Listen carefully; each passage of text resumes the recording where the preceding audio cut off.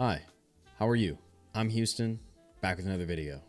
Pretty tired today, but we're gonna get through it. Woke up this morning, and before going to the gym, I got one of these Sage Mode G Fuels Naruto. Yeah, dude, you like anime? It's actually pretty good. I'm not like a crazy fan of peach flavored things, but I do love the fruit. Is that similar to not liking tomatoes but liking ketchup? Because I'm in that boat too. I got a couple more days off of work, so got to capitalize on the time as much as we can. Okay, here we are back in Modern Warfare 2, and they added 10v10 MOSHPIT. They did something right. They added a game mode. They made a change that everybody's been asking for. 10v10 should probably be in the game from launch. Everybody loves that exhilarating gameplay, or at least 8v8. I don't know, those extra 2 people on each team, but in this case, extra 4 people on each team make a huge difference for engagement. Oh wait, before I load into this, look at this. They made like a nuke skin variant. Well, it's not a variant of the nuke skin. It's the same operator with the little cape and all that. This skin is better than the nuke skin. And I don't even have the nuke skin, and I don't care. But the achievement of getting the nuke, winning those 5 games, and then winning the game while the whole lobby's after you, I think probably deserves a better skin than it got. At least something that's on this level, like something that's a little bit more recognizable, something that has a little bit more flair. I've fully succumbed to using one of the sweat skins. I can complain all I want about people sitting in corners in ranked play, and dark corners, by the way, and they're using the skins just like this one. I can complain all I want, or I could just use the skin myself. I just hate how it comes down to that. Yesterday, for 8 hours straight on stream, the closed beta of the new game, The Finals, came out, and I was playing with my friend Curtis and Scope. That game has a lot of potential, I think, especially for competitive play, because they have like a ranked sort of tournament mode where you're playing in a bracket against a bunch of other teams. There are 4 rounds, and you have to work your way up to the final round. So the basic idea of the game is, if you just run into quick play, there's 4 teams of 3 people, and there are 2 vaults that spawn and 2 cash out spots. And all 4 teams are fighting over 2 of the vaults in order to get the money and then bring it to the cash out spot. So from the get-go, there are 12 people, or at the bare minimum 6 people, in these small rooms fighting in these destructive environments over this money. And then when you deposit the money, you also have to defend it. You have to defend it for like a minute and a half while people are just bombarding you. And sometimes at one of the cash outs, there will be nobody. But other times, all 12 people will be at the same one. And it's just pure chaos. I loved it. And it's cool because the play style and the movement, it's like Battlefield, kind of. Like, it has a certain heaviness to it, but it's much faster, and there are 3 different builds that you can play as well. Because there's always this feeling when playing Battlefield that your character, your operator, is incredibly heavy. Like, jumping feels pointless.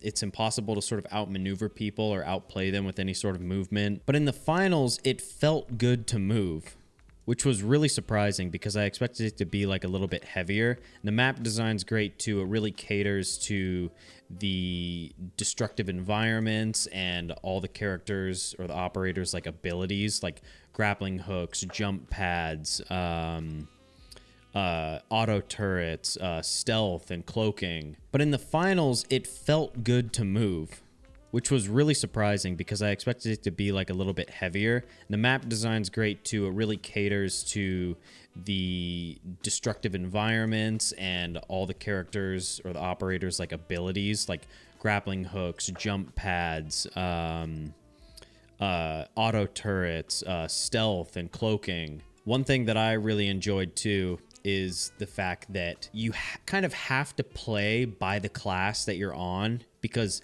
the light build, there's a light build, medium build, and heavy build, and they all have certain amounts of health, with light being the least amount of health and heavy being the most, obviously. This map was made for 10v10. A big problem with not having like a ground war mode, which was always very strange to me, how that's not in the game from launch when it's been like a staple in so many other games. A lot of these maps sort of feel empty when it's 6v6. Like, this is a big map.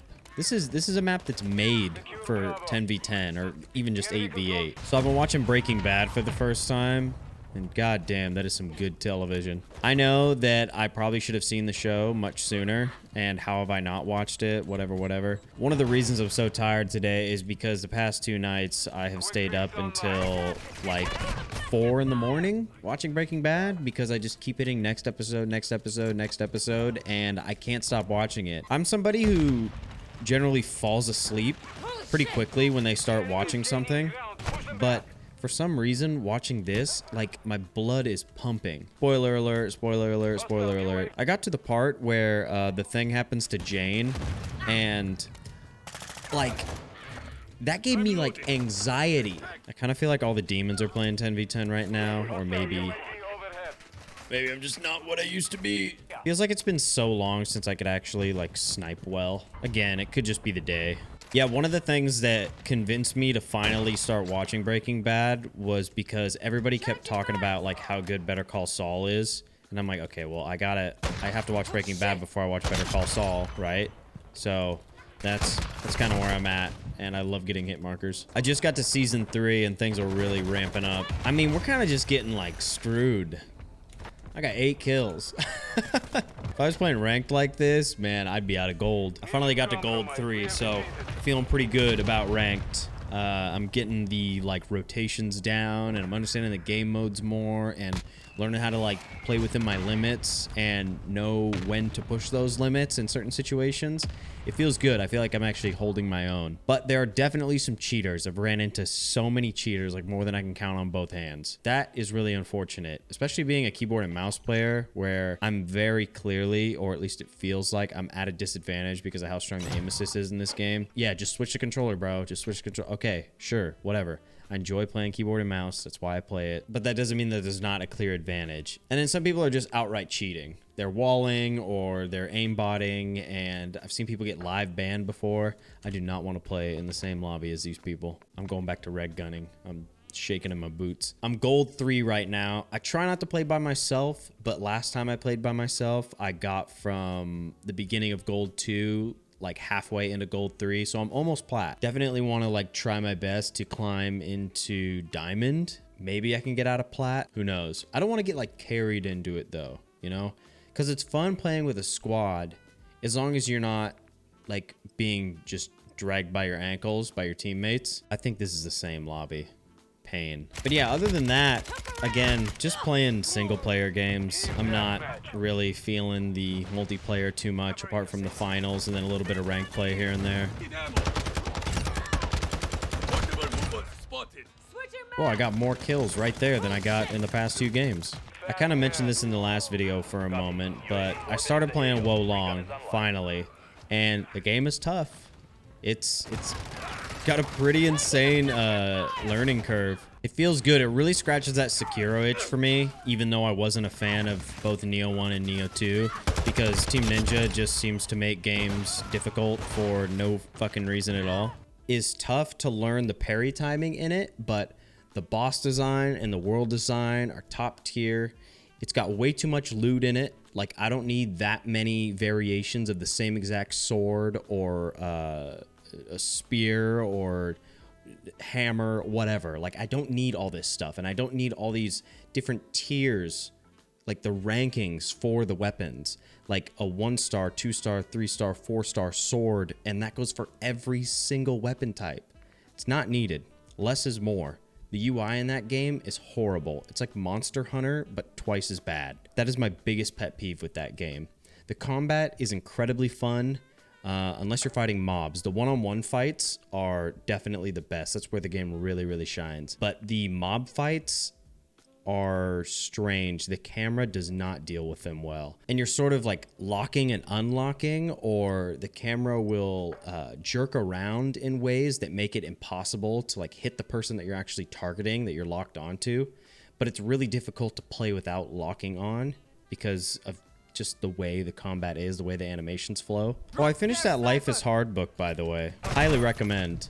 I think that's probably one of my favorite books I've ever read, and I don't think that's recency bias. It's just really up my alley. It's really rewarding when you find a category of books like that that you really enjoy. Like, it's not direct philosophy, like I'm not reading Plato's Republic. It's a book that takes philosophical concepts and it uses anecdotes from, in this case, the writer's life to explain the concepts of philosophy, and it allows you to have an example to mold them around your own life with. That's a genre of book that I have always deeply enjoyed because I don't consider it like direct self-help, because it's not like, hey, get that motivation.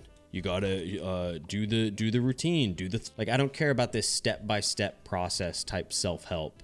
I want real, legitimate philosophy that you can live your life to. Philosophy, when it's only in there's a word I'm looking for here, and it has to do with when philosophy is only done in the classroom, and it's not education, it's something else. I'm sure I'll remember it after I finish recording. The philosophy that I'm interested in is the philosophy that can be lived. Like, it's not enough to read it, you have to make it a way of life, and you have to live by the things that you read and the concepts that you are exposing yourself to. For instance, one of the big concepts in this book, I think there are 6 of them, was hope. And it talked about how hope was one of the curses or the tragedies that was inside of Pandora's box when the story was written or spoken in Greek history. Some might say, well, why is hope in there as a disaster? Hope is this sort of double-edged sword. You want to have hope, or you want to be hopeful, but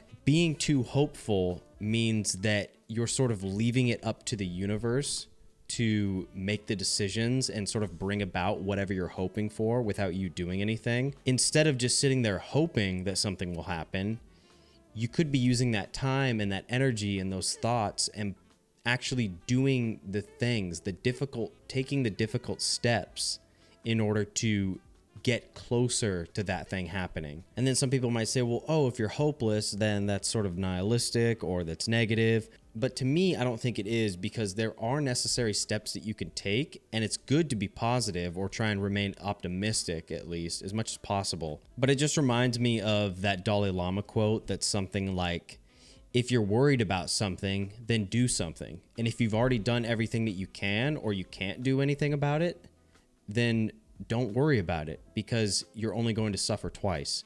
So you're going to suffer before the thing happens because you're too busy and your mind is too preoccupied with thinking about it, and you're going to suffer when the thing actually happens, if it does. A way of being hopeful that I think is action-based and not just thought-based, because you are really just trapped in the circus of your own mind if you try and remain hopeful about something, because every time you're reminded of it, you just toil over it in your head. That's something in the book that just resonated with me a lot, because I think about hope a lot and how we can live our lives in an interaction to interaction basis that is more examined than just reading the material, forgetting about it, and never actually putting it into practice. So yeah, highly recommend that book. Life is Hard, How Philosophy Can Help Us Find Our Way by Kiran Setia. I'm going to finish up Meditations by Marcus Aurelius next, and then I think Discipline is Destiny by Ryan Holiday, because I do love the teaching of the Stoics as well. I appreciate it. I know I'm just sort of like a rambler, but if you hung out for the whole video, thank you. Might be live on Twitch right now, so yeah. Have a good day, night, morning, wherever you are on the earth, and I'll see you on the next one.